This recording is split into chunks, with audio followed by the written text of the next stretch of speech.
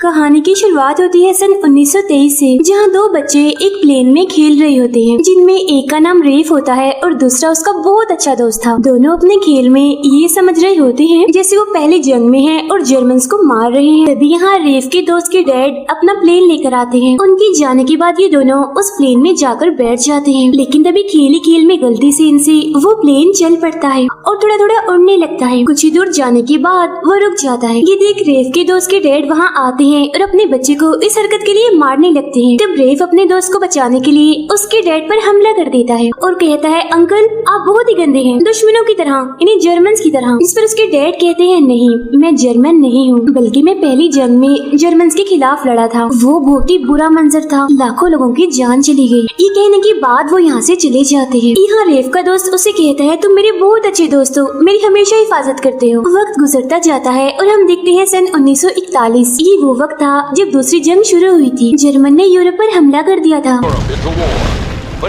लेकिन अमेरिका अभी भी इस जंग में शामिल नहीं हुआ था। रेफ और उसका दोस्त अब बड़े हो चुके हैं, वो एयरफोर्स में पायलट हैं। रेफ को उनका मेजर बुलाता है और बताता है, ब्रिटिश ने तुम्हें एयरफोर्स में जंग में शामिल करने के लिए चुन लिया है। अब ये तुम्हारी मर्जी है, अगर तुम जाना चाहते हो तो जा सकते हो, लेकिन मुझे इतना पता है कि आज नहीं तो कल हमें भी इस जंग में उतरना पड़ेगा, जिसके लिए मुझे बहुत सारे पायलट्स की जरूरत होगी और ये मेरा फर्ज है। अगर मैं चाहूँ तो तुम्हें रोक सकता हूँ, लेकिन मैंने ये तुम पर छोड़ दिया है, तुम चाहो तो जा सकते हो। जिस पर रेफ बोलता है, सर अगर आप मेरी जगह होते तो क्या करते? मेजर कहते हैं, अगर मैं होता तो मैं तो जाता ब्रिटेन के लिए। और अब रेफ भी जाने की तैयारियां करने लगता है। असल में जर्मन के लीडर ने लगातार यूरोप पर हमला करके उसे कमजोर कर दिया था। वो यूरोप पर हावी हो गया होता है, इसीलिए ब्रिटिश अमेरिका के पायलट्स की मदद चाहते हैं। अब जब रेफ के दोस्त को पता चलता है कि वो ब्रिटेन के लिए जंग में लड़ने जा रहा है तो उसे बहुत दुख होता है, क्योंकि वो जानता है कि उस जंग में जाना किसी खतरे से खाली नहीं है। तब उसे नाराज देखकर रेफ कहता है, मैं बहुत जल्द 25 का हो जाऊंगा और तब ये लोग मुझे बस फ्लाइट का टीचर ही बनाकर रख देंगे, लेकिन मैं एक फौजी बनना चाहता हूँ, एयरफोर्स के लिए लड़ना चाहता हूँ। इसीलिए मेरे दोस्त समझने की कोशिश करो, मुझे जाना ही होगा। जिसके बाद रेफ मेडिकल टेस्ट के लिए जाता है, जो जंग में जाने से पहले होता है, जिसमें पूरे जिस्म को चेक किया जाता है, ये देखने के लिए कि कहीं कोई मसला तो नहीं। इनमें नजर भी चेक की जाती है और इसी तरह के अलग अलग चेकअप। अब रेफ को एक ऐसा मसला था जिसमें उसे पढ़ने में मसला होता था, और जब उसकी बारी आती है नजर चेक करवाने की तो वहाँ एक नर्स बैठी होती है जिसका नाम एवलिन होता है। वो समझ जाती है कि इसे पढ़ने में मसला है। वो बताती है कि हमें बहुत तेज नजर की जरूरत है, लेकिन तुम्हें ये मसला है इसलिए मैं तुम्हें पास नहीं कर सकती। रेफ बोलता है, मुझे सिर्फ पढ़ने में मसला है, उसके अलावा मेरी नजर इतनी तेज है कि तेज भागते हुए खरगोश पर भी निशाना लगा सकता हूँ। अब उसका जुनून और शौक देखकर वो उसे मेडिकल टेस्ट में पास कर देती है। अब रेफ पहले ही नजर में एवलिन को पसंद करने लगा था। वो इस बारे में उसे बता ही देता है, जिसके बाद दोनों ही एक दूसरे को पसंद करने लगते हैं और एक साथ बहुत सा वक्त गुजारते हैं। यहाँ रेफ उसे बता देता है कि कल मैं जंग पर जा रहा हूँ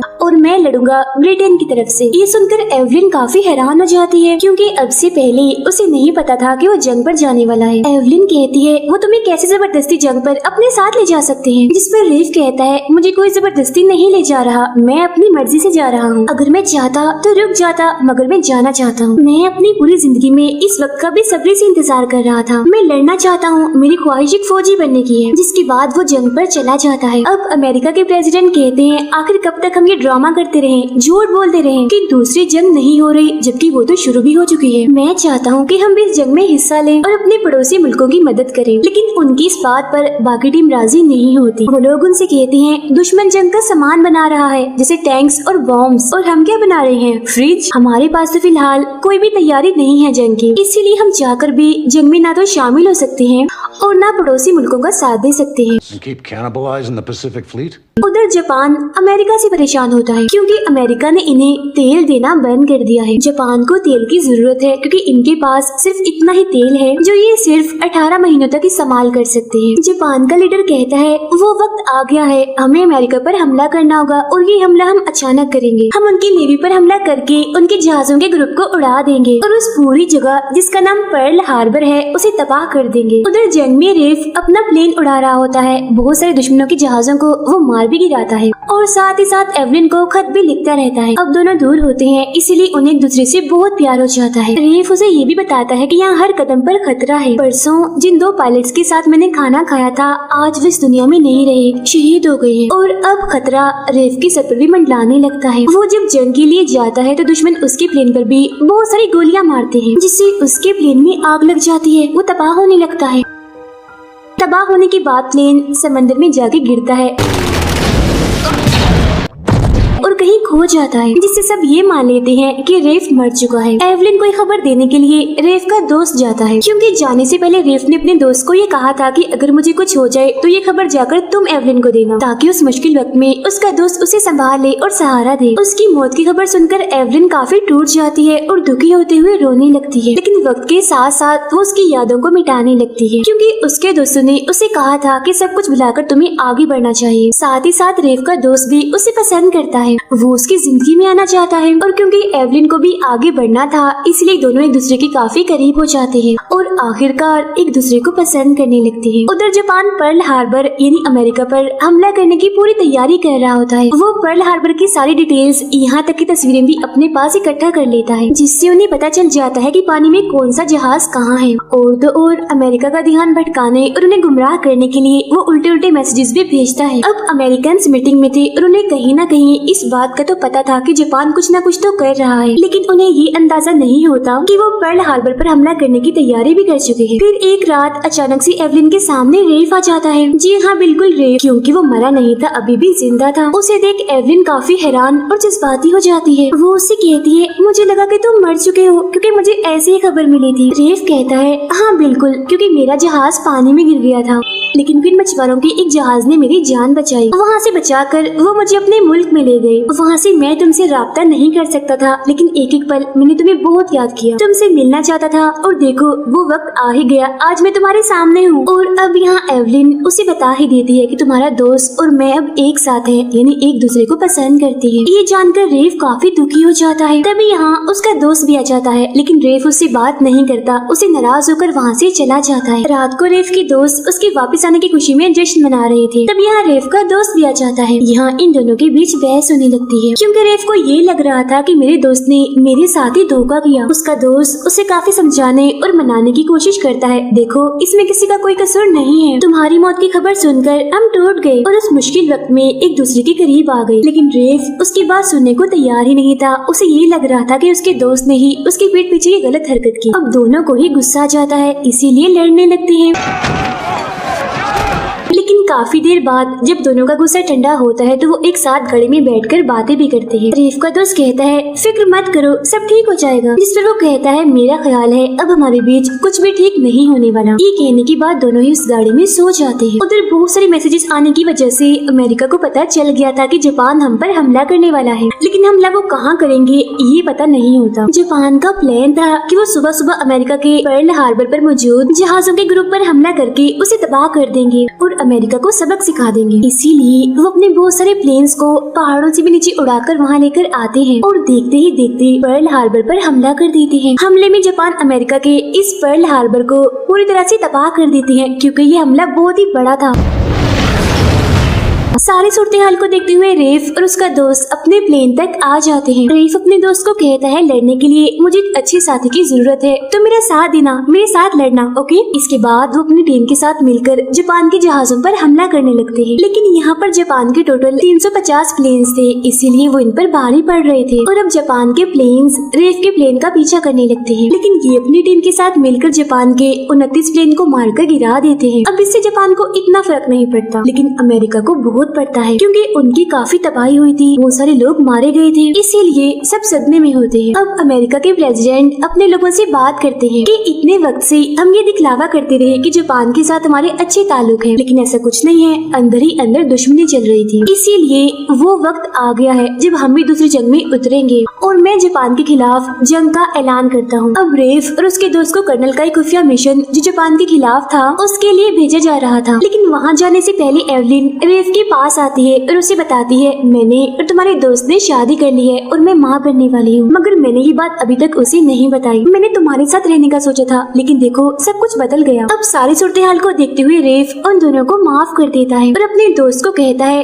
तुम जंग पर मत जाओ, क्योंकि एवलिन एक बार पहले भी अपना प्यार खो चुकी है और मैं नहीं चाहता कि उसके साथ दोबारा ऐसा हो, क्योंकि रेफ जानता है कि वो जिस मिशन पर जा रहे हैं वहाँ से वापस आना नामुमकिन है।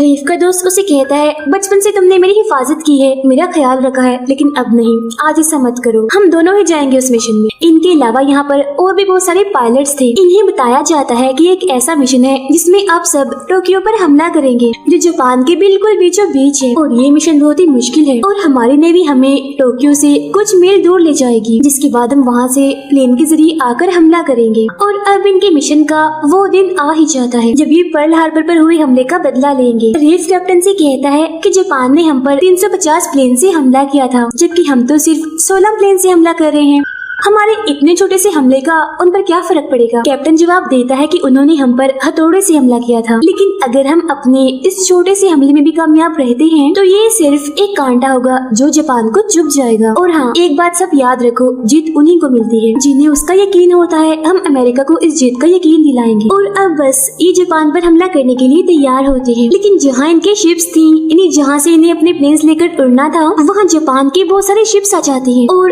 अब अगर ये यहाँ से उड़े तो ये जापान पर तो हमला कर देंगे, लेकिन उससे आगे चाइना तक नहीं पहुँच पाएंगे फ्यूल की वजह से। असल में इनका इरादा कुछ यूँ होता है कि प्लेन से जापान पर हमला करके चाइना में उतर जाएंगे, लेकिन अगर ये इस जगह से उड़ेंगे तो चाइना तक पहुँचते पहुँचते इनका फ्यूल खत्म हो जाएगा। मगर इसके अलावा इनके पास और कोई रास्ता भी नहीं होता और आखिरकार ये लोग अपने 16 के 16 प्लेन्स लेकर उड़ जाते हैं और जापान पहुँचते हैं। वहाँ पहुँचते ही अपने प्लान के मुताबिक जापान के शहर टोक्यो पर बमबारी करना शुरू कर देते हैं और इस तरह से ये अपने प्लान में कामयाब हो जाते हैं। लेकिन अब चाइना तक पहुंचना इनके लिए नामुमकिन था। समंदर के ऊपर से इनके प्लेन उड़ना शुरू हो जाते हैं और जिस बात का इनको डर था वही होता है, यानी इनका पेट्रोल खत्म हो रहा है। लेकिन तभी इन्हें जमीन दिखती है और जैसे तैसे ये उस जगह उतरते हैं, लेकिन रेफ और उसके दोस्त का प्लेन उतरते उतरते ही तबाह हो जाता है और यहाँ इन्हें बहुत सारे जापानीज का सामना करना पड़ता है। वो लोग रेफ के दोस्त को पकड़कर अपने साथ ले जा रहे होते हैं। यहाँ इनके बीच गोलियों की बारिश हो रही होती है। हालांकि